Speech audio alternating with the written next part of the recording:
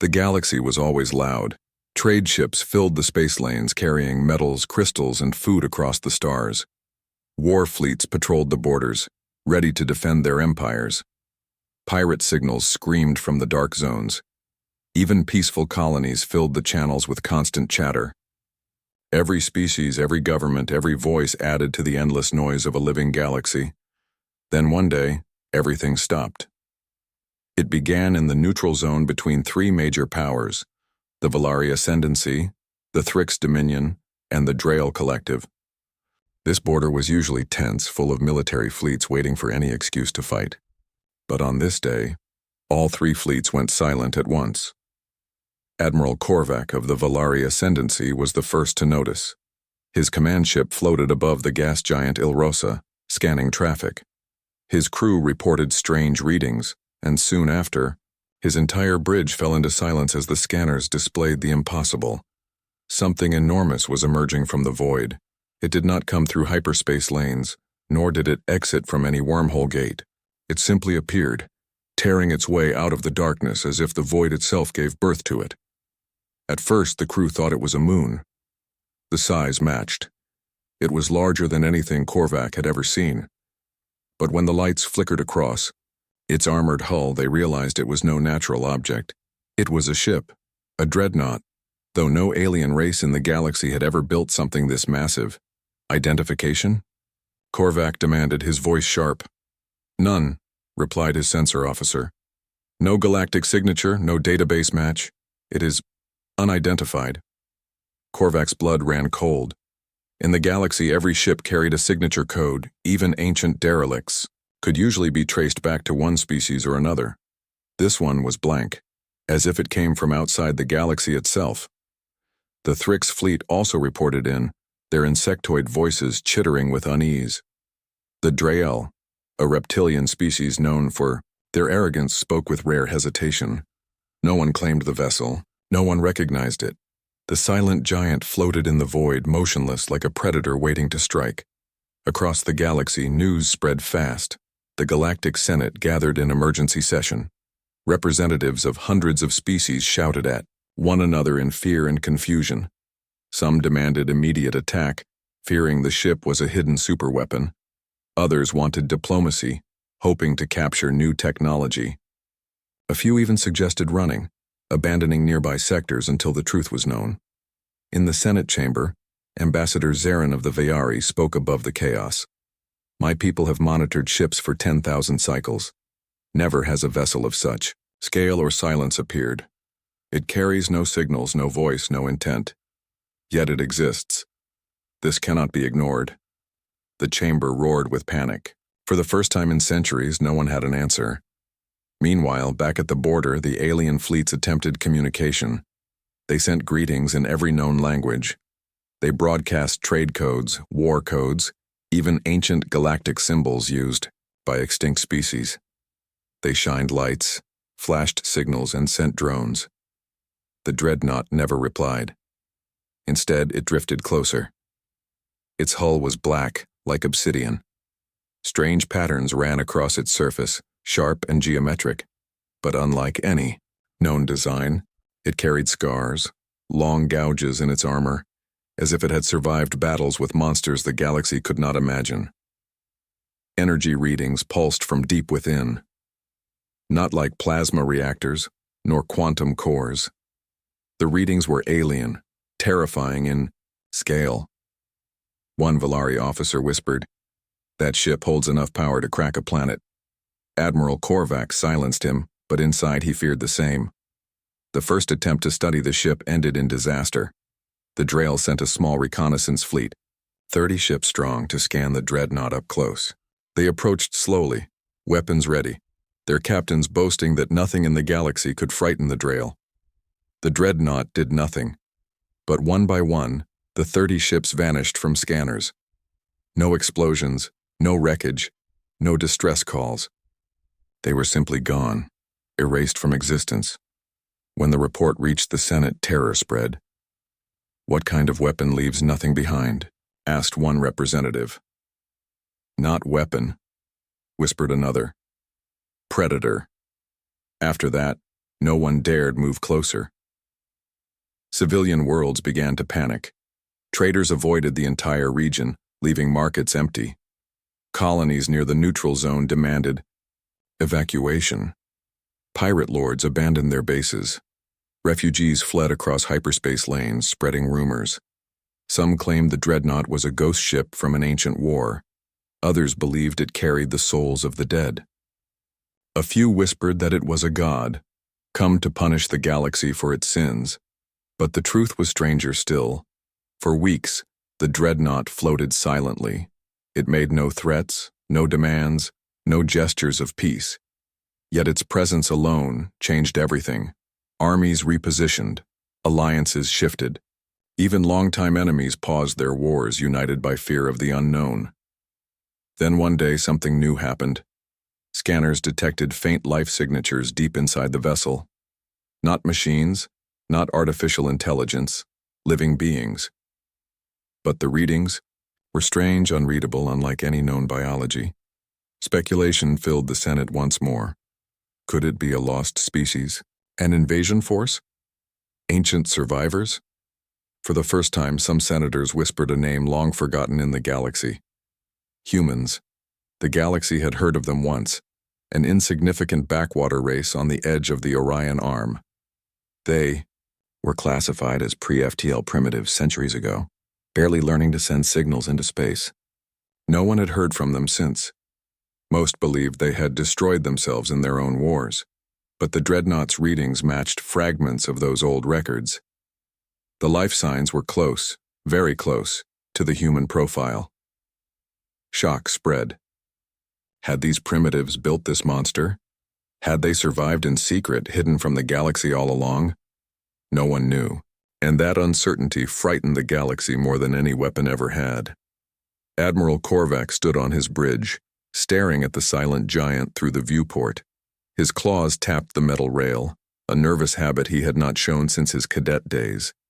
He had fought pirates, warlords, even Thryx swarms. He had seen black holes swallow fleets and plasma storms burn planets. Yet nothing chilled him like the Dreadnought's silence. It did not act like a warship, yet it was built for war. It did not move like prey, yet it did not strike either. It simply watched, and that was worse than any battle. In time, the Senate made a decision. They would send an envoy. Not a single species trusted the others to investigate alone. So, for the first time in centuries, they formed a united mission. Valari diplomats, Thryx scientists, Drael warriors, and many others volunteered. Though volunteered was a lie. They were ordered, for the galaxy demanded answers. The envoy's task was simple. Approach the Dreadnought, enter if possible, and discover who or what commanded it. They prepared for war, for diplomacy, for death. None knew which awaited them, as the envoy ship launched from the Senate station. Billions of eyes across the galaxy watched.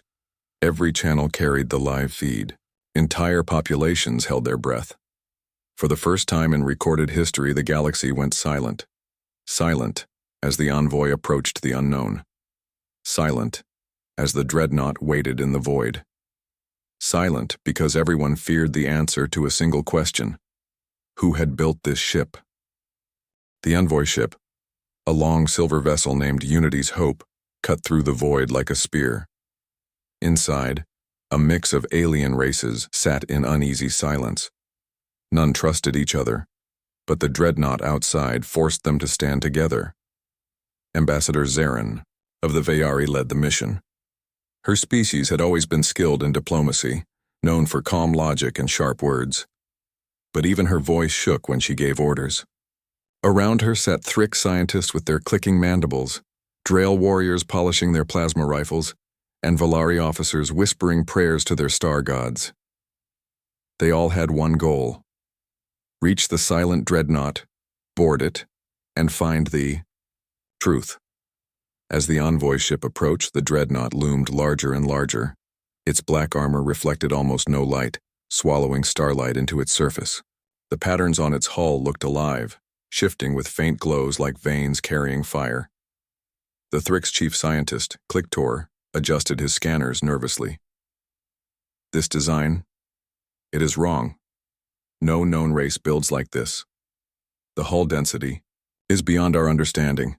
Every plate is thicker than our battleship armor. Drail Captain Sorak snorted. His forked tongue flicked as he spoke. Armor means nothing. Every ship has a weakness. Even this monster will fall when faced with true power. Ambassador Zarin turned her eyes on him, sharp and cold. 30 Drail ships already vanished without a trace. Do you wish to join them, Captain? Sorak bared his teeth but said nothing. Even his pride could not erase the memory of that disaster. The envoy ship slowed, preparing to dock. Suddenly, the Dreadnought stirred. The alien crew gasped as massive panels opened along its side, revealing a hangar bay large enough to swallow 10 fleets. Lights flickered inside, guiding the envoy like a predator inviting prey into its jaws. By the stars, whispered one Valari officer. It is opening for us. Ambassador Zarin clenched her fists. Then it knows we are here. No one cheered. No one felt relief. Instead, fear deepened. The Dreadnought had been silent for weeks. Now, it had responded, not with words, not with weapons, but with an invitation. The envoy ship drifted into the massive hangar. Gravity fields pulled it gently, locking it in place. The bay was dark, only faint blue lights glowing along the walls. The atmosphere scanners reported breathable air, but tainted with strange particles. Kliktor shivered. This air, it is artificial, yet not designed for us. Whoever built this ship, they were not like us. Ambassador Zarin straightened her robes. Prepare to disembark. The envoy team gathered at the airlock. Drail warriors carried heavy rifles. The Thrix held scanners, and Valari diplomats stood with translators. Every race held its breath as the doors hissed open. They stepped onto the Dreadnought. The hangar stretched like a cavern. Walls of black metal curved high above, etched with sharp lines and strange symbols. The floor bore scratches, deep scars, as if massive machines had once been dragged across it. Sorak's tail lashed as he looked around. This place is too big. Why build such a monstrous hall? Kliktor's antenna twitched. Not for ships, for something else. The thought made everyone uneasy. The envoy moved deeper, guided by the glowing lines on the walls. They passed massive doors, some sealed shut, others half open with shadows beyond. The silence was crushing. No hum of engines, no voices, no movement, just the sound of their own steps echoing through the halls. After an hour of cautious walking, the team reached a chamber. It was circular, with tall pillars glowing faintly.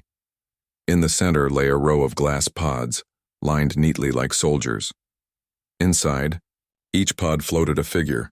The aliens froze. They were not machines. They were not like any species present. They were human. Tall, pale-skinned, muscular. Each wore strange uniforms of dark fabric, marked with unknown symbols. Their faces were calm, eyes closed, breathing steady in deep sleep. Ambassador Zarin's heart pounded. She turned to Kliktor. Scan them. The Thrix scientist's claws shook as he adjusted his device. The results appeared on the screen and his mandibles clacked in shock. They are biological, warm-blooded, almost identical to old records. This matches the forgotten species, humans. The word fell like thunder. Humans, the primitives, the lost race. The species that vanished centuries ago, believed too weak to survive. And here they were, alive, aboard a ship that made every empire tremble. The envoy stared at the humans in silence. Sorak hissed. This is impossible. They were supposed to be extinct, Zarin whispered, more to herself than to anyone else. Not extinct, hidden, waiting. Kliktor's antennae quivered. The technology keeping them alive is beyond us. These pods are centuries old, yet their bodies show no decay. Whoever built this, they mastered stasis far greater than ours. The Valari officer spoke in awe. If primitives built this Dreadnought, then they are no primitives. They are something else. Then one of the pods flickered. The glass glowed brighter. The human inside twitched, his hand clenching slowly. The envoy panicked, raising weapons, but Ambassador Zarin raised her hand. "Stand down." The pod hissed, steam escaping. Slowly the glass slid open. The human coughed, gasping as air filled his lungs for the first time in centuries. His eyes opened, sharp, piercing, blue as ice. The alien envoy froze. The human looked around, confusion on his face. He tried to speak, but his voice was hoarse, broken by long silence. "Where are we?" The words were in an ancient tongue. None of the aliens understood, but the meaning carried a weight that froze their hearts. The human struggled to sit, up. His gaze swept across the aliens, scaled Drail insectoid Thrix, feathered Valari. He frowned as if seeing ghosts. "Aliens," he whispered. Clictor stammered. He speaks a dead language. The translation cores are struggling." Ambassador Zarin stepped forward, her voice calm though her body shook. "Do you understand me?" The human's eyes narrowed. Slowly, he nodded. The translator clicked, adjusting, to his speech. "Yes," he said, his voice low and steady. "I understand. Who are you?" Zarin's heart raced. She bowed slightly. "I am Ambassador Zarin of the Galactic Senate. We come in peace." The human's eyes darkened at the words. He looked away as if remembering something painful. "Peace," he muttered. "We tried that once." The envoy exchanged uneasy looks. Before they could question further, alarms echoed through the chamber. Red lights flashed along the walls, symbols glowing in patterns. The Dreadnought trembled as if waking fully. Clictor screamed, "Something is approaching the ship! Multiple contacts!" The alien team rushed to their scanners. Strange signatures filled the void outside, shapes moving fast, faster than known ships, their signals twisted and unnatural. The human's head snapped toward the sound. His face hardened, fear replaced by grim resolve. He muttered a word none of the aliens understood at first, then the translator caught it. They followed us. Ambassador Zarin's voice cracked. "Who followed you?" The human looked her in the eyes, his voice cold. "Predators. The things we built this ship to fight." The envoy stood frozen as the Dreadnought's systems roared to life. Lights blazed, engines hummed, weapons powered up. The sleeping humans in the other pods began to stir, one by one. Outside, alien fleets scrambled to react, but their scanners could barely process the shapes closing in. Twisted creatures of metal and flesh, extra-dimensional horrors unlike anything seen before, poured toward the Dreadnought like a swarm. For the first time, the alien envoy realized the truth. The Dreadnought was not built for conquest. It was not a weapon of war against the galaxy. It was a shield forged in desperation against monsters beyond imagination. The Dreadnought shuddered like a beast coming alive after a long slumber. Engines that had slept for centuries roared awake. Lights flared through endless corridors. Metal groaned, and the entire ship vibrated with power. The alien envoy could only stare. Just moments ago, the ship had been a silent tomb. Now it felt alive, breathing, awake. More pods hissed open. Humans stepped out one by one, coughing, blinking against the sudden light. Their uniforms were dark and simple, but their eyes burned with sharp intensity. These were not lost primitives. They were soldiers, survivors. Ambassador Zarin's voice trembled as she whispered, "How many?" Clictor's scanners clicked, rapidly. Hundreds, maybe thousands, all human. The envoy drew back in fear. 1,000 unknown warriors waking on a ship stronger than any fleet. That was enough to terrify the entire galaxy. One human, taller than the rest, stepped forward. His hair was dark, his jaw scarred, his eyes ice blue. He moved with confidence, scanning the aliens quickly. He did not look surprised to see them, only wary. The first human who had awoken saluted him. "Captain Reyes, systems are active. Enemy signatures confirmed." The scarred man, Captain Reyes, nodded as if he had expected this moment. He turned his gaze on the envoy. His voice was steady, low, filled with command. You do not belong here. This fight is not yours. Leave while you can. Ambassador Zarin tried to steady her breathing. Fight? What fight? What are these things approaching? Reyes looked toward the ceiling as alarms echoed again. They are what we call the Devourers. They come from outside the stars. They destroy everything living. They found Earth. They forced us to build this. He placed his hand on the black wall of the chamber, almost with pride and sorrow at once. This ship, the Erebus, is humanity's last fortress. The aliens exchanged stunned looks. Sorak growled. Lies. No primitive race could build this monster.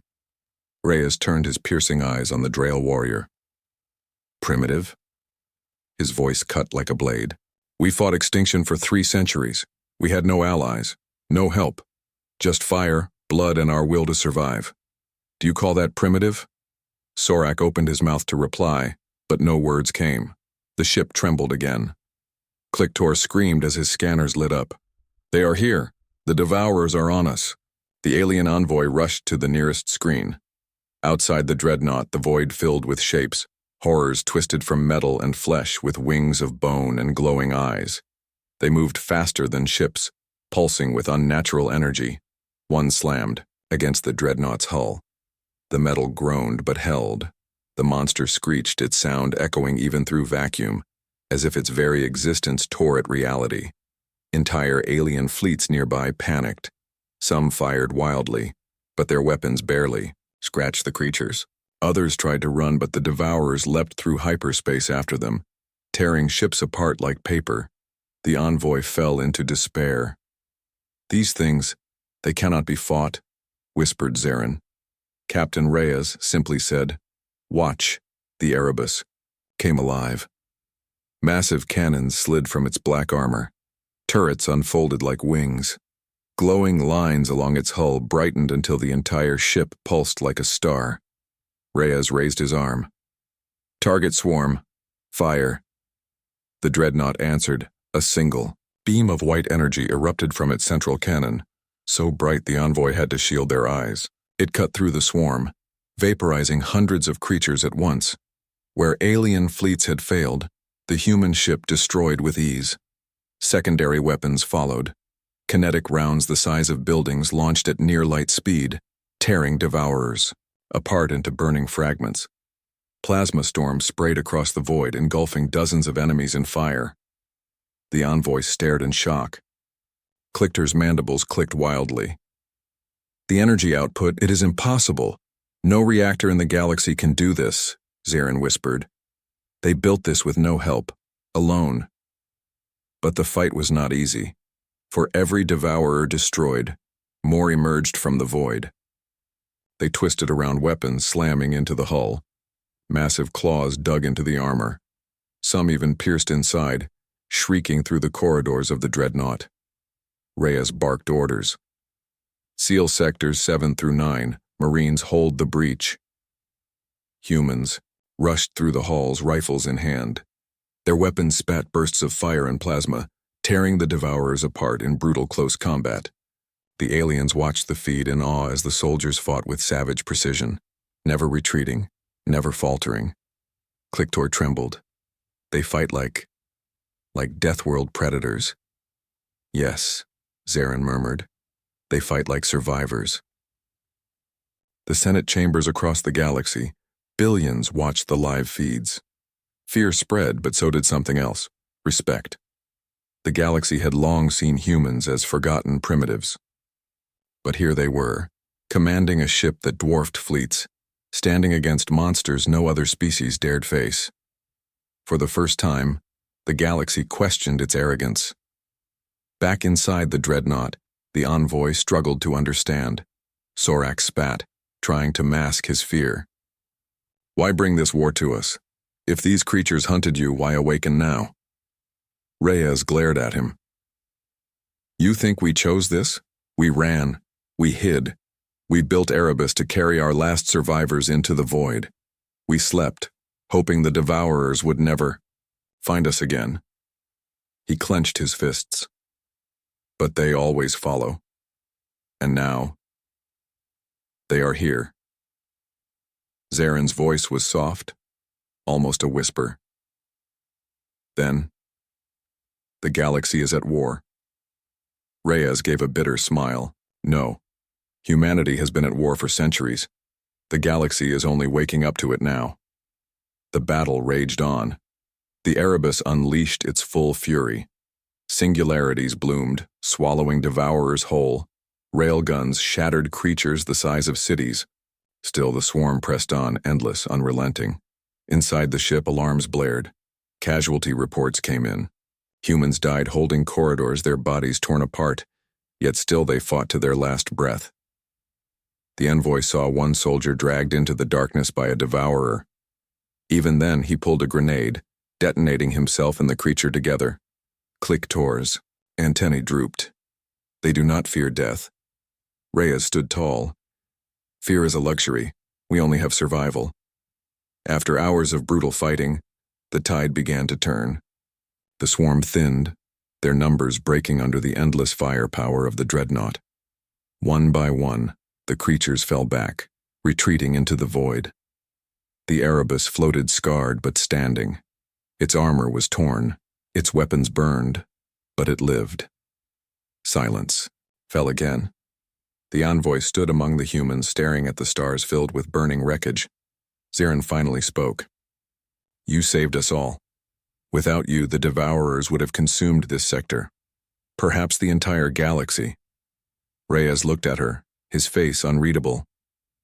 Do not mistake this for victory. That was only a fragment of their strength. They will return stronger, Sorak hissed. Then what hope do we have? Reyes answered coldly. Hope? None. But we fight anyway. That is the only way humanity survived. That is the only way you will survive. Across the galaxy, silence stretched once more. Billions who had once mocked humans now trembled at the truth. The lost primitives had returned. They carried with them a war the galaxy had never known, and for the first time every species understood. The Dreadnought was not the galaxy's greatest threat. The greatest threat was what it was built to fight. The void had never felt so alive. Thousands of stars blinked faintly across the horizon, but they were dim against the chaos of battle. The devourers came again, faster and more numerous than before. Their grotesque bodies twisted through space, pulsating with alien energy. The Erebus hung like a black mountain in the void, its hull gleaming with fresh scars. Captain Reyes stood on the bridge, eyes locked on the approaching swarm. His voice cut through the alarms. All hands prepare for full engagement. Target swarm. Protect the envoy. The aliens on the bridge hesitated. Could these humans really fight something no species had survived before? Now, they would find out. The battle began with a single command. From the Dreadnought's core, massive energy beams erupted, cutting through dozens of devourers instantly. Turrets unfolded across the hull like living wings, each firing high velocity. Projectiles that ripped through the monsters with a scream that shook the void. The alien envoy joined the fight reluctantly.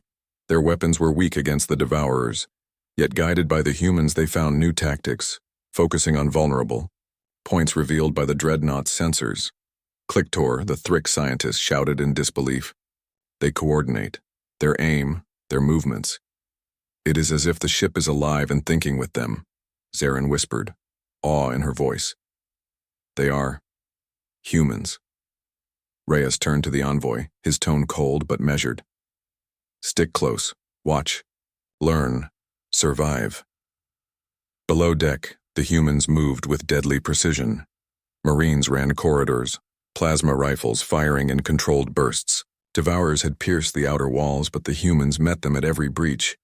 One devourer lunged through a bulkhead, its claws tearing metal. A soldier planted a grenade on its chest, yanking it close. It exploded in a fiery blast, leaving nothing but ash. Another swarm pressed on from a hatchway. Captain Reyes led a squad of 10 moving like shadows. They fired, leapt, and struck with brutal efficiency. The aliens watching could not believe their eyes. These were creatures no human should have survived, yet here they fought with unwavering courage. Sorak, the Drail captain, hissed. They are not primitive. They are predators. The Devourers adapted quickly. Some developed shields against energy weapons. Others twisted their bodies to avoid railgun slugs. Entire clusters lunged at the Dreadnought, attempting to pierce its armor. Reyes activated the Erebus's full arsenal. Singularity cannons flared, creating mini black holes that sucked the Devourers into oblivion. Plasma storm arrays ignited in the void, burning hundreds at a time. Massive kinetic hammers shot from the hull, colliding with enemies with explosive force. Even the Envoy's ships, inspired by the humans, joined coordinated strikes, forming a protective wall around the Dreadnought. Kliktor's mandibles rattled with shock. The power, the precision. It is unlike anything in the galaxy. Zarin whispered to herself. We underestimated them. We all did. The battle raged for hours, yet the Devourers kept coming. Endless waves pressed in, more grotesque and deadly each time. The humans never faltered. Every time one was lost, another replaced them. Every breach was sealed. Every corridor was defended. Captain Reyes moved to the bridge, scanning for weak points. His hand hovered over a control panel. He spoke softly, almost to himself. This is everything we built for our final stand. A massive Devourer struck. The Dreadnought sighed, shaking the entire ship. Power systems flickered, warning lights flashing across the bridge. The alien envoy panicked. Reyes barked orders, calm despite the chaos. Divert all energy to primary shields. Engage secondary weapons, fire everything. The Dreadnought answered. Massive railguns fired, tearing through the Devourer like it was paper. Explosions lit the void, illuminating the ship in stark white light. Even the aliens were forced to step back, mouths agape. The Dreadnought was not just a ship, it was a moving fortress of unimaginable destruction. The Devourers pressed on, now attacking in coordinated swarms. It became clear this was not a mindless assault. They were intelligent, adapting, and relentless. Reyes moved to the strategic console. Prepare the final system, he said. His voice was calm, resolute. Kliktor tilted his head. What final system? You cannot. Reyes ignored him. He activated the Dreadnought's most secret weapon, the Annihilator Array. A massive ring of energy opened along the ship's hull, glowing with white-blue light. Power surged through the ship, shaking the entire Dreadnought like it was alive. Zarin's eyes widened in terror. What is that? Reyes's voice was steady, almost cold. A choice. Survive. Or die. The Annihilator Array fired. A wave of energy swept across the void, stretching for thousands of kilometers. Devourers caught in its path were torn apart. At the molecular level, their forms dissolving instantly. The force was so powerful it altered gravitational fields, sending smaller ships tumbling through space. Kliktor screamed. It's impossible. This violates every law of physics. The envoy watched helplessly as the wave cut a swath through the Devourer forces. Hundreds of creatures were destroyed instantly, their screams echoing faintly through the vacuum as the energy tore reality itself. The Dreadnought shuddered. Systems overloaded, but the humans did not falter. Captain Reyes barked new commands, stabilizing the ship as the Annihilator Array continued its sweep. The Devourers recoiled. They had never faced such power. Their relentless waves faltered. Confused, injured, and scared, they began to retreat into the void. The silence that followed was deafening. Outside, debris drifted. Thousands of Devourer bodies floated in pieces.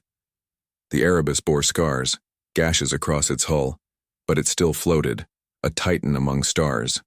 The envoy could hardly believe it. Sorak hissed, half in fear, half in awe. They did it. They survived. Zarin whispered, unable to hide her shock. They are not just survivors. They are gods of war. Kliktor's antennae twitched. They were thought to be primitive, backwater, forgotten. And yet, look at them. One species, alone, surviving a war no other could fight. Reyes turned to the envoy. His eyes, sharp and piercing, scanned each alien present. "This is a warning," he said.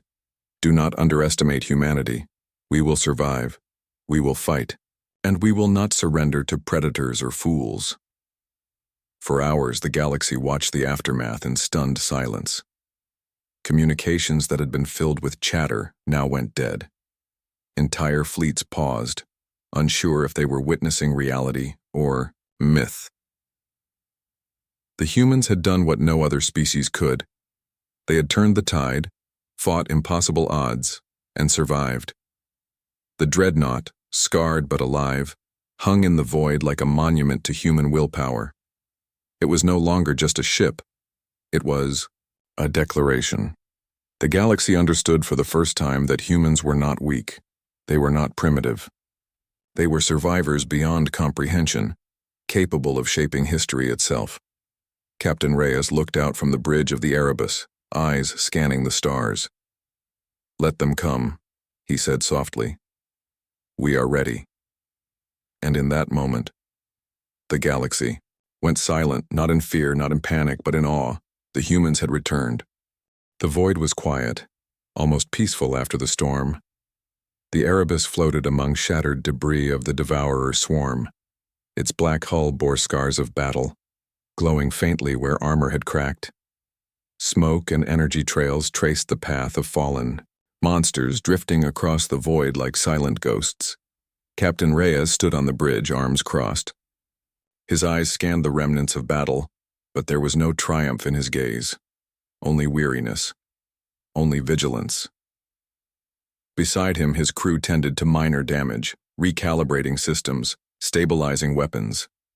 Each human moved with calm precision, efficient, confident, survivors, fighters, humanity itself in motion. The alien envoy still remained on the Dreadnought, though their nerves were frayed. They had witnessed something none of them had ever imagined.